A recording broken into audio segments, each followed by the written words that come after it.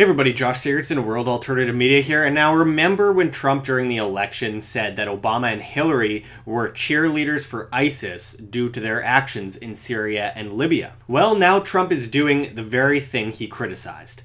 Though one may say the deep state, more significantly, is doing the work while Trump drinks the Koolaid.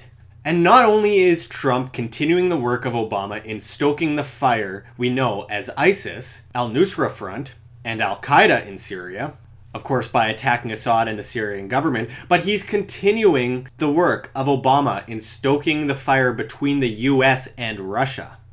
While delusional leftists claim Trump was a Russian puppet, I guess they have to eat their words now, considering Trump may just be on the verge of starting the world war with Russia that has been in the global establishment playbook for so many years. Yesterday, Russia, in coalition with Iran and Syria, claimed that if Trump were to cross any future red lines, it will be met with force. The pro-Assad alliance said, and I quote, "What America waged in an aggression on Syria is a crossing of red lines. From now on, we will respond with force to any aggressor or any breach of red lines from whoever it is, and America knows our ability to respond well." H.R. McMaster responded, saying there are continued plans to strike Syria on the table all the same. Sean Spicer made a bit of a Freudian slip today during the White House press conference. Check this out. The goal for both of them, the goal for the United States, is twofold. As I've stated, it's one, to make sure that we destabilize Syria, destabilize the conflict there, reduce the threat of ISIS. Oops. Globalist tool UN Ambassador Nikki Haley claimed on CNN this week that it's a major priority of the Trump administration to push regime change in Syria and implement more sanctions on Russia, potentially. Interestingly enough, Nikki Haley and Rex Tillerson claimed just over a week ago that regime change in Syria is no longer a priority, to which John McCain had a public meltdown over. Now their views apparently switched 180, as John McCain, Hillary Clinton, Chuck Schumer, and Lindsey Graham praised Trump for his actions. So Assad is let off the hook, and for absolutely no reason, gasses his own people. Mostly children, nonetheless.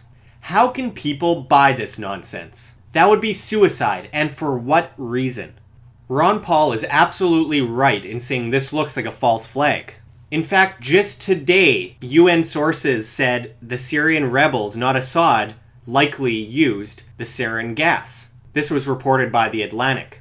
Now the fires of World War III are getting hotter on a global scale. The establishment wanted war and they got it.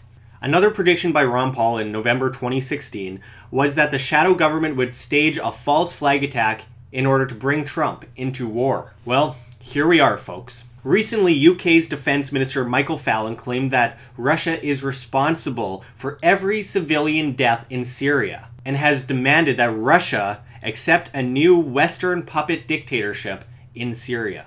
This is incredibly dangerous and obviously irresponsible. You know it's bad when Ann Coulter is calling out for an end to this warmongering. The monetary system needs a war in order to manipulate itself via the markets enough to stay on its feet a little bit longer and further enslave people in debt. Meanwhile, war is met with servitude. It's the globalist wet dream. Syria in the past few years went from a secular, inclusive state to a wasteland of Western armed and funded rebels, also known as ISIS and al-Nusra, ravaging the cities and towns, creating a refugee crisis, while the US bombs the only forces against the terrorist groups. Those who support these actions by Trump, or the shadow government rather, are fools and are complicitly advocating further destabilization of the Middle East.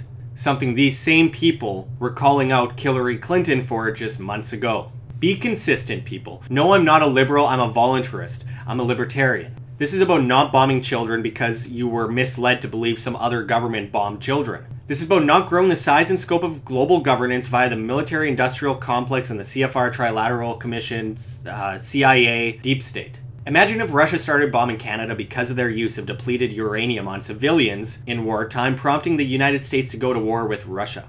I bet you wouldn't be okay with that. Why do you think it's okay the other way around? We should not be the policemen of the world, especially under false flag pretenses. The US has used more chemical weapons on children and killed more children in war than any other country on earth I can think of. Do you think that justifies another country coming over and blowing you as an individual up? I didn't think so.